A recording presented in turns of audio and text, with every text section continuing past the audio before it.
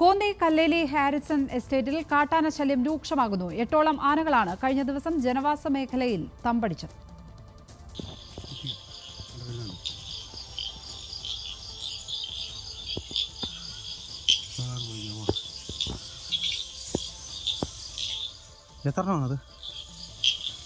തുടർച്ചയായുള്ള കാട്ടാന സാന്നിധ്യം മൂലം ഉറക്കം നഷ്ടപ്പെട്ടിരിക്കുകയാണ് കല്ലേലി ഹാരിസൺ എസ്റ്റേറ്റിലെ ടാപ്പിംഗ് തൊഴിലാളികൾക്ക്.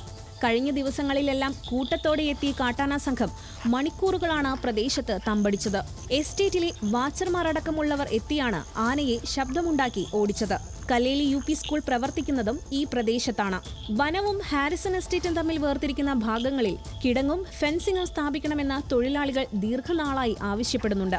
വനം വകുപ്പിനെയും എസ്റ്റേറ്റ് അധികൃതരെയും അറിയിച്ചിട്ടും യാതൊരു നടപടികളും സ്വീകരിച്ചിട്ടില്ലെന്ന ആക്ഷേപം ശക്തമാണ്. പുലർച്ചെ ടാപ്പിംഗ് ജോലികൾക്ക് പോകുന്നവർ ആനയെ കണ്ട് പേടിച്ചോടി ഉണ്ടാകുന്ന അപകടങ്ങളും രൂക്ഷമാണ്.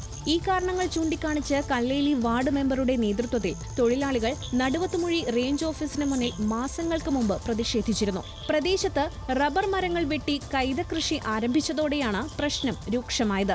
ജീവന സുരക്ഷ വളരെ കാലത്തെ ഇവരുടെ ആവശ്യമാണ്. അതിനുവേണ്ട നടപടികൾ എത്രയും പെട്ടെന്ന് അധികൃതർ സ്വീകരിക്കണമെന്നാണ് ഇവരുടെ ആവശ്യം. ന്യൂസ് മലയാളം, പത്തനംതിട്ട.